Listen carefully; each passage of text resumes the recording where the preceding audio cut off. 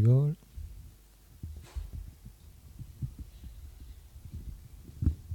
Haribol. Yes.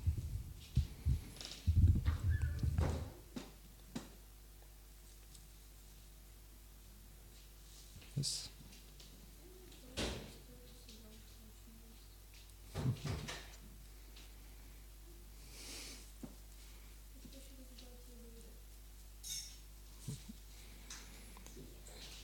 I will try.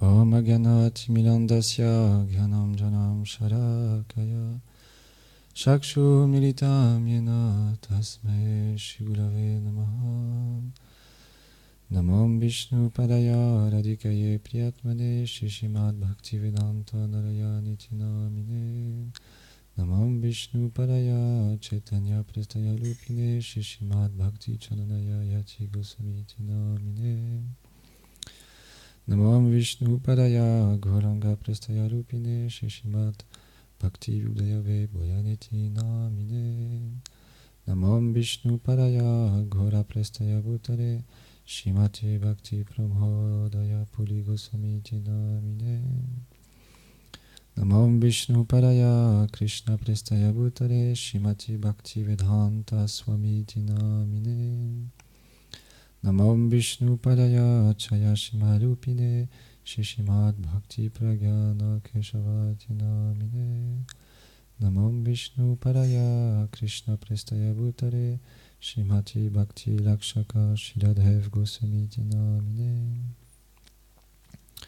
Namam Vishnu Padaya Krishna Prestaya Bhutare Shimati Bhakti Siddhanta Sarasvati Iti Namine Jai Shri Krishna Chaitanya Prabhu Nityananda Shri Advaita Gadadhar Shivasadi Gaura Bhakta Vrinda Hare Krishna Krishna Krishna Hare Hare Hare Rama Rama Rama Hare Hare Vrindaye Tulasi Devyaye Priyaye Keshavasya Cha Krishna Bhakti Pratyadevi Satyavate Namo Namaha Vanchakarpatarubhyacha Kripa Sindhubhya Evacha Patitanam Pavanebhyo Vaishnavebhyo Namo Namaha.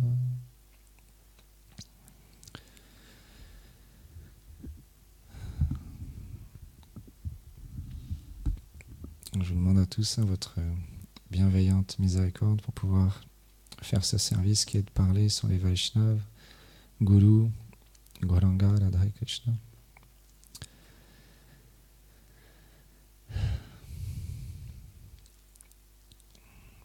Étant donné que j'ai beaucoup d'orgueil dans mon cœur et que je suis quelqu'un d'extrêmement déchu, c'est très difficile pour moi de faire ce service. Donc je vous demande vraiment votre miséricorde pour m'aider à accomplir ce service. Je voulais lire un passage du Madhurya Kadambini de Srila Vishwanath Chakravarti Thakur.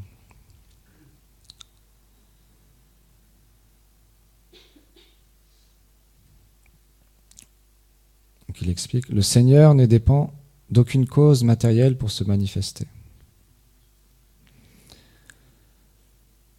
Son énergie interne, la bhakti, le service de dévotion, n'étant pas différente de lui, se manifeste également d'elle-même. Indépendamment de toute cause matérielle, comme l'explique le Srimad Bhagavatam. Yato bhakti yadokshaje haituki aplatiyata. Le service de dévotion du Seigneur suprême est immotivé et ininterrompu. Dans ce verset, le mot haituki, immotivé, indique que le service de dévotion n'est pas engendré par une cause matérielle. Le Seigneur dit par ailleurs Yadrichaya matkatado. Si d'une manière ou d'une autre, une personne s'attache à écouter mes gloires, d'une manière ou d'une autre, elle atteint mon service de dévotion. La bhakti s'accroît. Donc, dans ces 3 citations, le mot yadrichaya signifie de par sa seule volonté complètement indépendante. Ce qui rejoint la définition du mot qu'en donne le dictionnaire. Certains l'interprètent parfois comme signifiant bonne fortune. Ce sens ne convient pas ici, car on doit alors s'enquérir de l'origine d'une telle bonne fortune. Serait-elle engendrée par des activités pieuses d'ordre matériel ? Cela signifierait que la bhakti dépend du bon karma, alors qu'elle est d'une nature totalement indépendante. Si par contre on pense que cette bonne fortune n'est pas due à des activités pieuses, alors son origine est indescriptible en paroles et inconnue. La bonne fortune est donc inacceptable en tant que cause de la bhakti.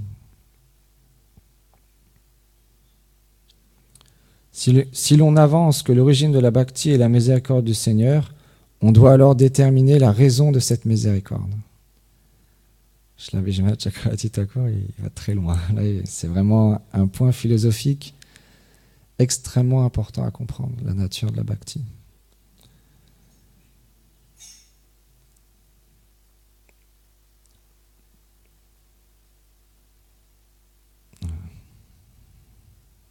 Une explication plus détaillée étant nécessaire, cette simple affirmation n'est donc pas suffisante en elle-même. On peut alors vouloir préciser et avancer que la miséricorde absolue et émotivée du Seigneur est la cause de la bhakti. Mais si cette miséricorde est immotivée, tous devraient en bénéficier équitablement. Comme ce n'est pas le cas, cela rendrait le Seigneur coupable de partialité. Par conséquent, sa miséricorde immotivée n'est pas acceptable non plus comme étant la cause de la bhakti. Quelqu'un pourrait objecter que si le Seigneur anéantit les démons et protège ses dévots, n'est-ce pas là de la partialité ? Le Seigneur est effectivement partial envers ses dévots, mais la partialité dont il fait preuve n'est pas un défaut, mais bien plutôt un ornement, rehaussant son caractère sublime, l'affection du Seigneur pour ses dévots. Règne en monarque absolu sur toutes ses autres qualités. L'affection du Seigneur pour ses dévots règne en monarque absolu sur toutes ses autres qualités. Et, en elle, toutes les contradictions se trouvent réconciliées. Nous étendrons sur le sujet au 8e chapitre.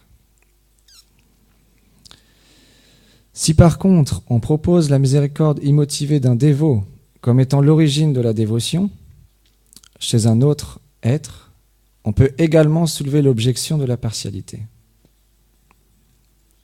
Mais si l'on analyse la nature du Madhyamadikari à la lumière du Bhagavatam, on s'aperçoit qu'il fait en effet preuve de partialité dans sa distribution de miséricorde. Il manifeste de l'amour envers le Seigneur, prem, entretient des rapports d'amitié avec les dévots, témoigne sa miséricorde aux innocents et néglige ceux qui se montrent hostiles à la bhakti. Et puisque le Seigneur, comme il l'affirme lui-même, est subordonné à son pur dévot, il laisse sa miséricorde dépendre de celle de son dévot. Cette analyse est donc correcte. Cependant, même si l'on accepte la miséricorde d'un dévot comme étant la cause de la bhakti, chez une tierce personne, ce qui permet à cette miséricorde de se manifester à travers lui est la bhakti qu'il nourrit dans son propre cœur, Sans elle, il ne pourrait faire preuve d'aucune miséricorde. En résumé, la bhakti provoque l'attitude miséricordieuse du dévot qui, à son tour, entraîne le développement de la bhakti chez autrui. La bhakti est la cause de la bhakti. Cette explication confirme la nature pleinement indépendante de la bhakti.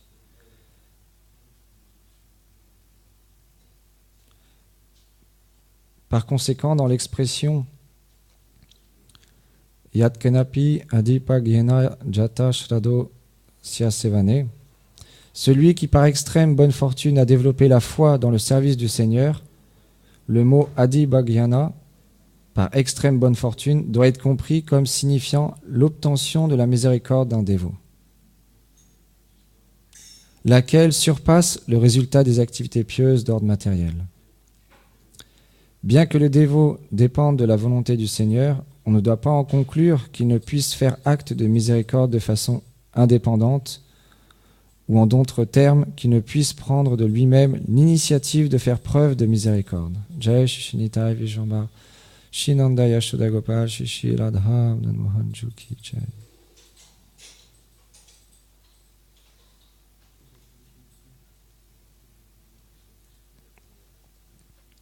En effet, le Seigneur aime se placer dans une position subordonnée à son dévot et lui octroyer ainsi une position supérieure à la sienne.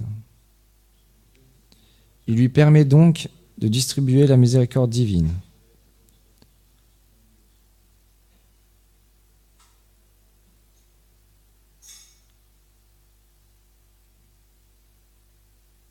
Ok, on va s'arrêter.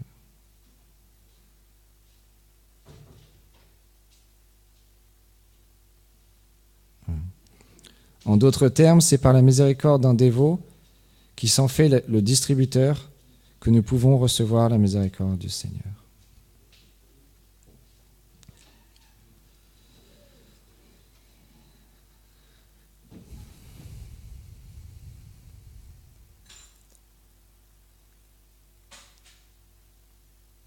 Comme on chantait ce chant, en fait, quand véritablement on se sent déchu, quand véritablement on perçoit dans notre cœur toutes les anarthas qui sortent, comme il y a quelques semaines, Yati Maharaj expliquait, parfois on peut se dire mais c'était mieux avant. Avant, j'avais pas tous ces problèmes, j'étais pas autant en colère, j'avais pas autant de concupiscence, d'envie, de jalousie.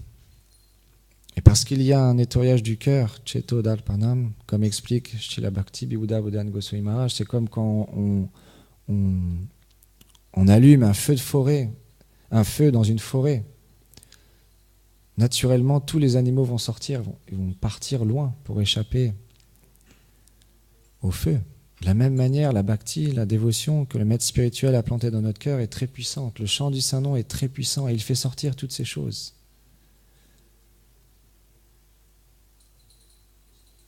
Simplement, Gurudev, il m'expliquait, il ne faut pas rentrer dedans. C'est ça le plus difficile pour nous. Il faut observer ces choses qui sortent du cœur. Mais c'est comme un combat de boxe. Dans un duel, les deux personnes ont le même poids, ils se sont entraînés chacun de leur côté, et quand ils se retrouvent sur le ring, les deux savent qu'ils vont prendre des coups. Ils peuvent même tomber par terre.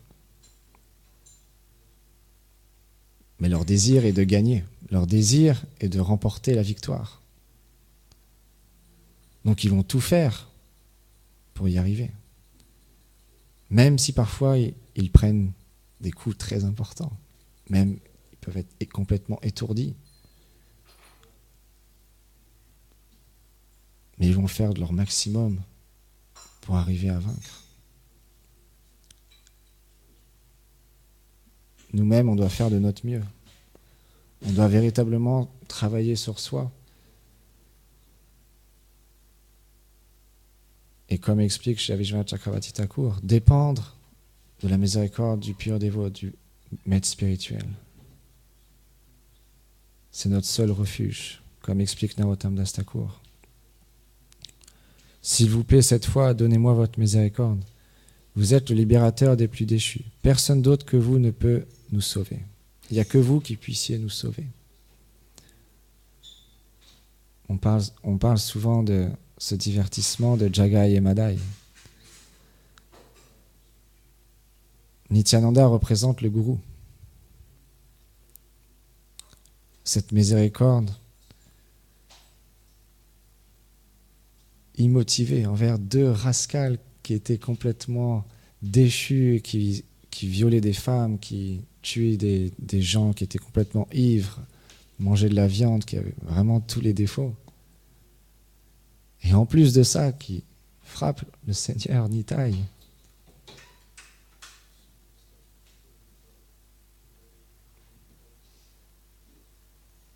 Mais Nityananda, il voulait les sauver. Bien sûr, c'est un divertissement, mais ça nous montre cette aptitude à pouvoir obtenir la miséricorde du maître spirituel. Et que ça ne dépend pas de notre qualification matérielle. C'est juste un désir à cultiver.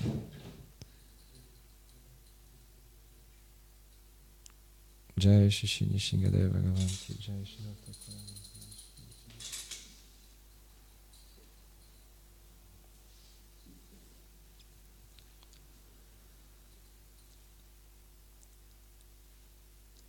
Et ce désir-là, tout le monde peut le cultiver. Il n'y a pas d'exception. C'est un choix personnel. Comme expliquait Srila Bhakti Lakshak Sriladev Goswami Maharaj, l'environnement qu'on a est propice à cultiver ce désir de vouloir s'abandonner et de vouloir obtenir cette bhakti. Si on observe bien, avec la connaissance et la vision divine qui est donnée par le maître spirituel, le Harikata.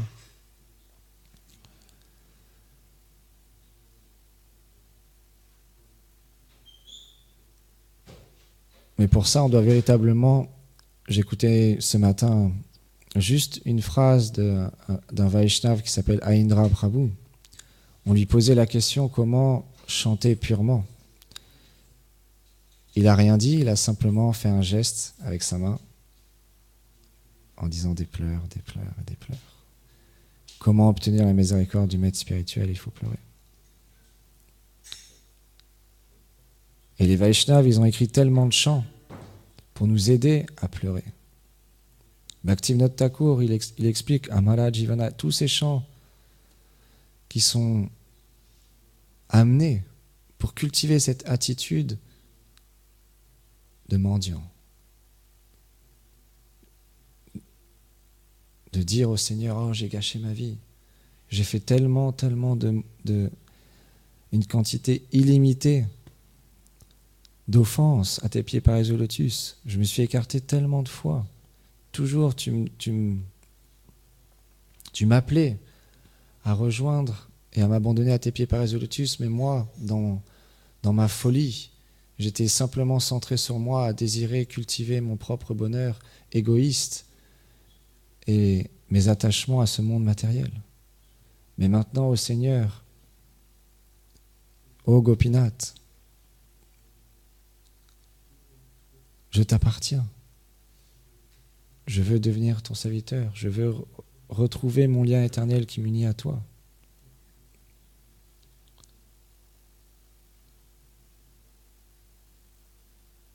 Et on voit dans l'histoire, dans le divertissement de Dhruva Maharaj, quand il voulait s'asseoir sur les genoux de son père, sa belle-mère lui a dit « Non, tu ne peux pas t'asseoir sur les genoux de ton père. Simplement si par bonne fortune, encore une fois, bonne fortune, comme explique Vishwanath Chakravarti Thakur, on va voir par la suite, par bonne fortune, tu par la miséricorde du Seigneur, tu reprends naissance dans mon sein, à ce moment-là, tu pourras combler ton désir. Il n'avait que 5 ans, mais chez la Gaur Govinda Maharaj, il explique Dhruva Maharaj. Dhruva, ça veut dire détermination. Et il a versé des larmes en courant pour voir sa mère. Il lui a expliqué la situation.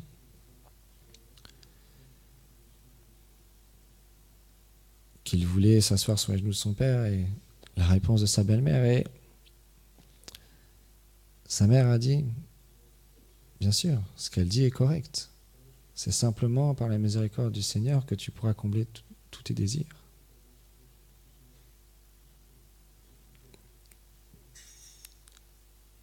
Et Dhruva Maharaj, il a demandé à sa mère, mais comment voir le Seigneur? Et elle lui a dit, mais j'ai entendu dire que les sages, ils vont dans la forêt, méditer comme des renonçants, des ermites, à travers le yoga, différentes postures.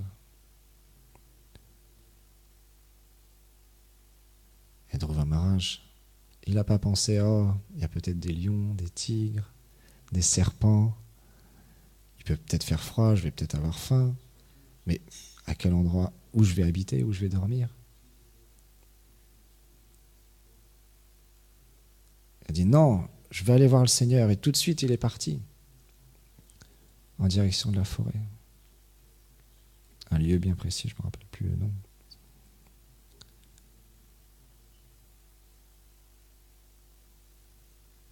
Et sur son chemin, son père était dévasté, que son fils part du royaume. Donc il lui a proposé plein de choses pour qu'il revienne. C'est la même situation pour nous. Maya est extrêmement forte. Chez la Gaur Govinda Maharaj, il explique, il y a 2 façons de pleurer. La première, quelqu'un, j'ai assez vu passer d'extrêmement qualifié, il va simplement regarder les déités et chanter et verser des larmes. C'est très rare. Mais une deuxième catégorie de personnes a besoin de recevoir beaucoup de coups de fouet pour comprendre la leçon, pour comprendre la folie du mental, la folie de l'illusion matérielle et de toutes ces choses qui nous empêtrent dans ce monde matériel comme un puissant, je ne sais plus comment on dit, puits, je ne sais plus l'expression, puits sans fond. Mais Dhruva Maharaj, il était déterminé à voir le Seigneur. Il ne voulait plus rien entendre d'autre. Simplement, il voulait voir le Seigneur. Et il pleurait pour voir le Seigneur. Et là, le Seigneur, il a entendu les pleurs. Oh, quelqu'un m'appelle. Je dois envoyer mon dévot. Comme Vishwanath Chakravarti Thakur l'explique, le Seigneur, il aime être subordonné à son dévot. Laisser son dévot donner sa bhakti, donner sa miséricorde. Il a envoyé Narada Muni. Et Narada Muni, encore une fois, on connaît beaucoup de divertissements de Narada Muni. Narada Muni est extrêmement un personnage extrêmement atypique, extraordinaire et rempli de dévotion pour le Seigneur. Il a voulu jouer avec Dhruva Maharaj. C'est la même chose en fait. Le maître spirituel, il va nous tester. Le maître spirituel, il va véritablement voir qu'est-ce qu'on veut véritablement. Est-ce qu'on veut une position dans ce monde? Est-ce qu'on veut être reconnu comme un grand dévot, comme un grand pujari, un grand chanteur, un grand conférencier, un grand président de temple, cuisinier? Ou est-ce qu'on veut la bhakti? Est-ce qu'on veut la dévotion, l'amour prème? Et pour ça, le maître spirituel, il est expert à faire sortir ces choses. nous faire voir notre problème. Et encore une fois, de deux manières. Chez la Gaur Govinda Maharaj, il explique, le maître spirituel, il est expert à nous reprendre de deux façons.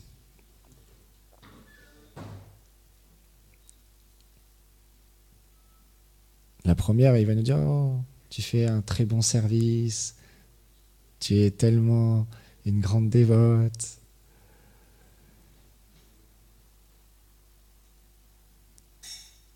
Et il va nous caresser dans le sens du poil, comme on dit. Et on aime bien cette façon de relationner avec le gourou.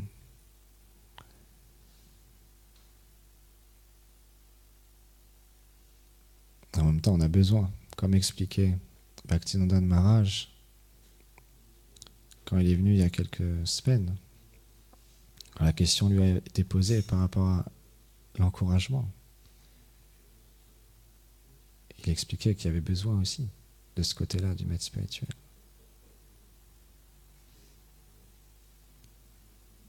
Il a deux aspects. Le maître spirituel, il encourage, et en même temps, il tranche, il châtie. Comme un père, il éduque son enfant. Si une mère ou un père qui aime son enfant et qui veut le mieux pour son enfant, s'il le voit faire des bêtises, des choses horribles qui sont à l'encontre de ce qu'il a véritablement besoin, naturellement, on va tout faire pour ramener à la raison cette personne qui nous est chère, qu'on veut aider. Que ça soit à travers des mots doux et agréables ou de la manière forte, selon le temps, lieu et circonstances, selon ce qu'elle a besoin la personne à ce moment-là d'entendre. Et c'est ce que fait le gourou.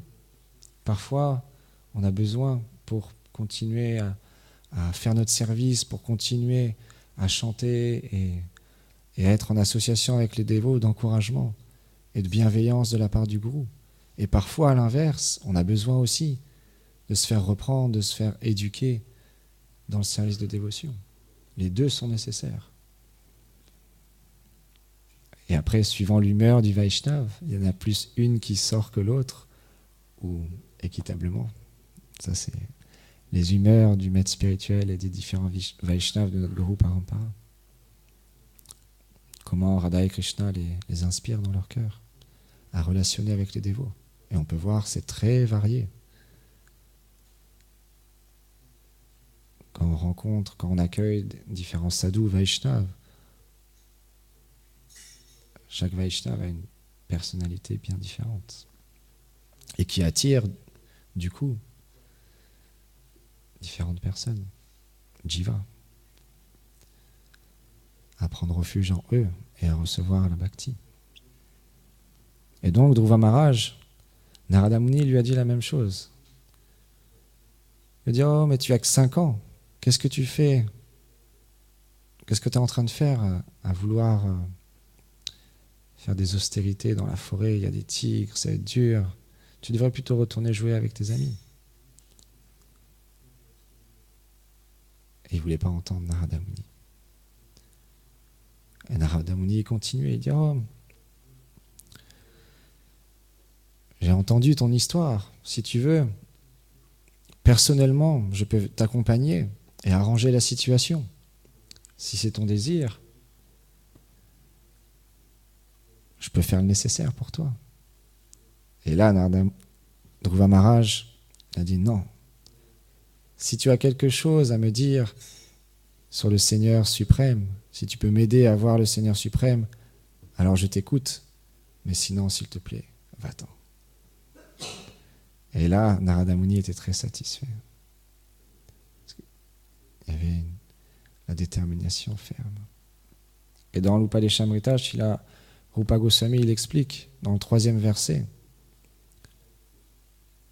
cette détermination dans le service de dévotion, dans notre service quotidien, dans notre pratique spirituelle et dans notre désir de cultiver la bhakti, d'atteindre le but. Cultiver cette détermination est très importante. C'est pour ça que Srila Bhakti Vishar Vishnu Maharaj, quand il est venu et qu'il partageait avec nous, c'était pour moi en tout cas personnellement une classe extrêmement importante que j'ai écouté beaucoup et que je continue à écouter régulièrement. Il expliquait que Srila Bhaktivinoda Tirtha Goswami Maharaj avait partagé dans sa dernière conférence, avant qu'il rentre dans ce divertissement de extérieurement plus parler avec personne, avant qu'il quitte ce monde.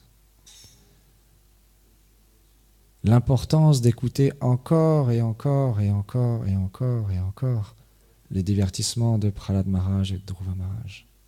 Que Shri Chaitanya Mahaprabhu, quand il entendait les gloires de Prahlad Maharaj et de Dhruva Maharaj, une fois c'était Gadadhar, je crois, Kamala Manjari,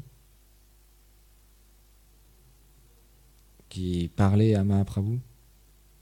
Je ne me rappelle plus. Il me semble que c'est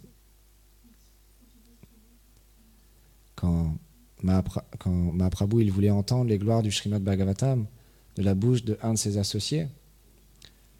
Quand il Gadadhar, Prahlad Maharaj, yes. Quand il avait fini les deux divertissements, Mahaprabhu il disait encore, encore et encore.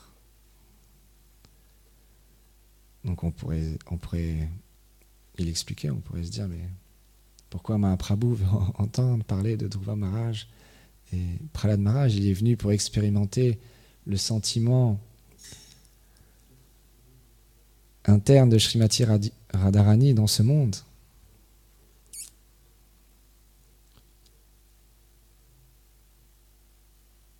Mais il y a une douceur et une profondeur dans ces divertissements qui sont extrêmement importants pour nous.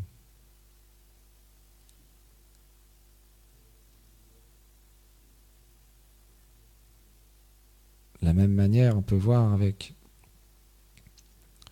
Uddhava, quand il a été envoyé par Krishna pour consoler, apaiser la séparation des habitants de Vraj avec Krishna.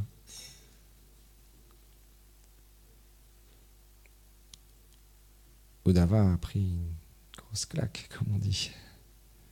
Il était venu avec un certain orgueil d'être l'ami intime de Krishna à Dvarka. Mais là, il s'est retrouvé complètement désemparé devant l'amour intense des habitants de Vraj, qui voulaient simplement juste être un petit arbuste qui puisse récolter la poussière des pieds par les lotus des gopis, et spécialement de Srimati Radharani. Donc, Narada Muni ensuite a enseigné Dhruva sur le moyen d'atteindre son but. Et il lui a expliqué différentes postures et qu'il devait chanter Om Namo Bhagavate Vasudevaya.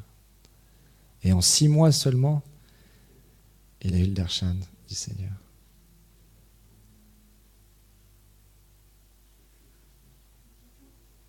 Six mois, j'ai entendu.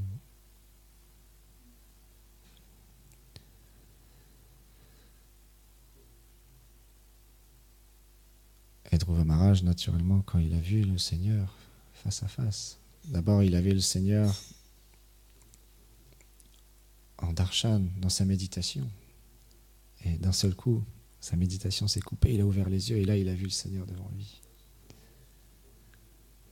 Naturellement, tous ces désirs de vouloir un royaume plus grand que son père, que son grand-père, la honte est venue dans son cœur et simplement le désir de s'abandonner à lui est venu. C'est le même principe encore une fois pour nous. Krishna il explique dans la Bhagavad Gita qu'il y a 4 sortes de personnes qui m'approchent. On vient tous avec différents désirs, différents objectifs au départ. Mais l'association avec le pur Vaishnav, comme explique Srila Vishwanath Chakravarti Thakur, fait que ce désir se transforme graduellement. Par l'écoute des gloires du Seigneur, par l'écoute du Saint-Nom et du service de dévotion. De la bouche du pur Vaishnav, ce désir qui est dans notre cœur de vouloir toujours être le contrôleur suprême et prendre la place du Seigneur, graduellement évolue, change. Comme expliquait Gurudev, il citait Narayan Maharaj qui disait que le gourou, il sculpte le cœur du disciple. Mais on doit redevenir comme des enfants.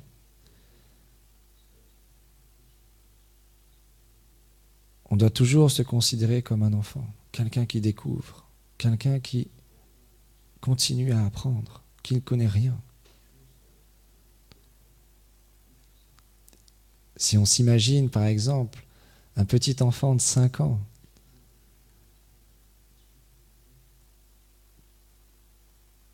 perdu au milieu d'une foule immense à New York, par exemple. En ce moment, Gurudev, il est avec nos frères et nos sœurs au Canada et à New York. Yashodhara Prabhu, il décrivait les rues de New York, des kilomètres et des kilomètres. La plus grande rue du monde à New York.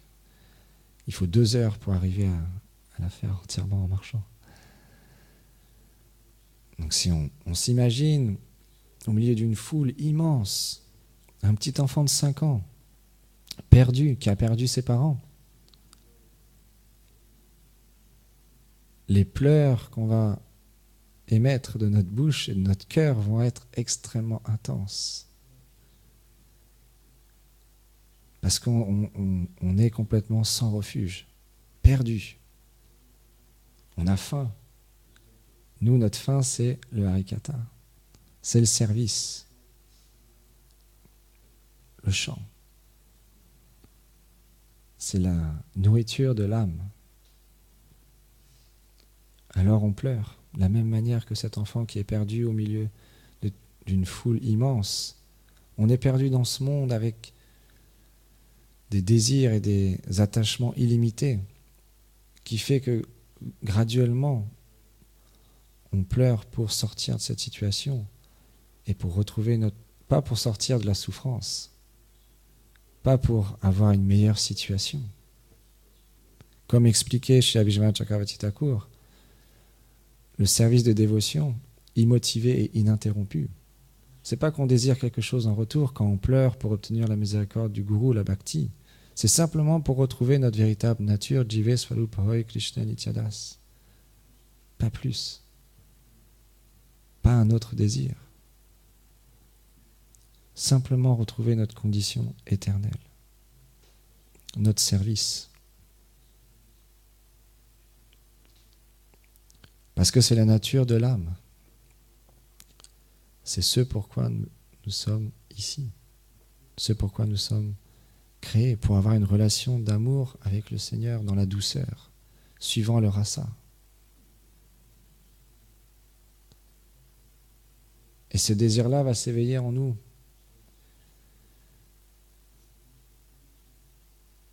Si on le désire. Comme expliquait Bhaktivedanta Van Goswami Maharaj, le désir, c'est quelque chose qui nous appartient. Il prenait cet exemple, un jour il y avait une princesse qui était assez fière de sa beauté externe. Et les ministres et les personnes autour d'elle voulaient la corriger. Donc ils cherchaient quelqu'un à la marier, mais un peu simple. Et dans leur recherche, à un moment donné, ils ont trouvé une personne qui était assise sur une branche en train de scier cette propre branche sur laquelle il se trouvait. Donc, naturellement, il allait tomber au bout d'un moment. Donc là, ils ont vu Ali, c'est la bonne personne. Il n'y a pas de doute. Donc ils lui ont dit, viens, on a quelque chose à te proposer. Donc ils lui ont dit, voilà, il y a cette princesse extrêmement belle, avec une opulence incroyable. Est-ce que ça te plairait de te marier avec elle? Et là, il n'a pas pensé, mais je suis un idiot, mais je suis pauvre, j'ai aucune qualification, en plus je suis pas très beau physiquement, j'ai aucune intelligence. Il a dit oui, tout de suite. Il a dit oui.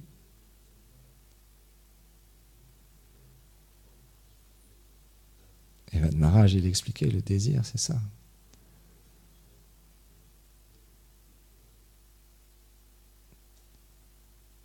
Il n'y a pas de cause. Simplement, il y a un désir qui émane, qui vient de l'âme, qui nous a été transmis par le maître spirituel. Donc on est très fortuné de pouvoir être ensemble, pratiquer une vie spirituelle et puis de pouvoir s'aider mutuellement entre Vaishnavas, entre frères et sœurs, à cultiver ce désir et à cultiver l'humilité. Devenir le serviteur, le serviteur, le serviteur, le serviteur de nos frères et de nos sœurs, de tous les êtres. Telle est l'humeur des Vaishnavas. Telle est l'humeur de Shri Chaitanya Mahaprabhu. Trinadapi Sunichana Talolapi Saishna Hamanena Madanena Kirtanya Sadhavani. Et plus on cultivera ce sentiment d'être le plus petit, plus on goûtera une félicité incroyable dans notre cœur. Il n'y a qu'à voir notre bien-aimé Srila Bhakti Pramod Puri Goswami Maharaj pour désirer, cultiver cette petitesse. Comme expliquait Bhakti Chandanyati Maharaj Gurudev lors de ses apparitions et ses disparitions, c'est comme des millions de soleils. Est-ce qu'on n'a pas envie de rayonner comme des millions de soleils? Est-ce qu'on veut rester ténébreux comme une grotte au fin fond de la forêt? Non. Bodhidharma Maharaj, il dit, on veut être blissful. Qui veut être malheureux dans ce monde et rester triste éternellement? Personne ne lève la main. Mais qui veut devenir blissful? On lève tous la main. Cet état d'âme de devenir le plus petit, c'est ce qui nous rendra blissful, joyeux, heureux. Parce que c'est la nature de l'âme aussi, d'être humble. Donc pour ça, on peut méditer sur différents divertissements, sur nos acharyas, comme expliquait Rasamani avant que je commence la conférence. Parler sur les gloires des Vaishnavas, de mon maître spirituel. Un jour, il y avait, par exemple, pour partager un divertissement, un jour, il y avait un couple de Vaishnavas, disciples de Srila Bhaktivedanta Narayana Goswami Maharaj. C'est intéressant. Ils avaient comme service de voyager à travers le monde, de faire des kirtans, et en même temps de récolter de l'argent pour le parikram de Kartik et de Navadvip, pour l'organisation et les frais. Et ils expliquaient que ils se sont rendus dans la chambre de Gurudev, de leur maître spirituel, et donc avec un peu de fierté, ils avaient récolté une certaine somme, et donc ils l'ont remis à leur gourou, et le gourou il a pris l'argent, il l'a posé là, il n'a rien dit. Et eux ils sont sentis on vient de passer 1 an à récolter cette somme là, le gourou il l'a pris, il l'a mis là comme ça, il n'a rien dit. Là le faux égo ça fait réagir beaucoup de choses, mais c'est ça le maître spirituel, c'est notre meilleur ami, c'est notre meilleur ami, c'est la personne la plus qualifiée pour savoir comment agir avec nous. Et donc après, ils voulaient quand même en savoir un peu plus. Donc ils ont demandé à un autre Vaishnava, mais quand même, il n'a rien dit. Il a dit, mais non, mais tu es tellement fortuné. il a juste dit, ah oui, il a juste dit, en plus, il a juste dit, alors je sais plus le terme exact, mais en gros, continue, continue à faire ce service, quoi. Et en fait, il expliquait que tu es tellement fortuné que ton gourou, il a rien besoin de te dire, simplement il, il agit de cette manière-là avec toi. C'est une bonne fortune que tu as.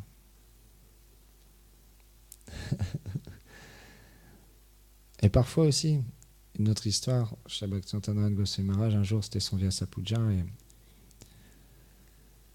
à l'inverse, il y avait un des sannyasis qui était présent, et à un moment donné, chez Narayan Maharaj, il ouvrait un cadeau, et les Vaishnavas sont dans une différente humeur, et ils se demandaient comment ça fonctionnait, ils cherchaient comment ça marchait. Alors, je ne me rappelle plus si c'était un miroir ou quelque chose comme ça. Je ne me rappelle plus exactement l'objet, mais voilà, il n'arrivait pas, il ne trouvait pas comment s'en servir exactement. Il a dit, oh non, Gurudev, regarde, c'est comme ça que ça fonctionne, et puis il lui a montré tout ça, il a dit, ah, ok, je comprends. Et en arrière, il y avait le disciple personnel de Gurudev, Madhava Maharaj. Il partageait avec cette dévote qui racontait dans la conférence qu'en fait, il lui a dit, en fait, il a le même dans sa chambre, il sait comment ça marche, simplement par complicité avec son disciple, il agit d'une certaine manière. C'est la douceur, très difficile à comprendre. Ils peuvent être en un instant très heavy, et à l'instant d'après très doux et très dans une humeur très blagueuse, rigolote et joyeuse. Donc c'est très difficile à comprendre.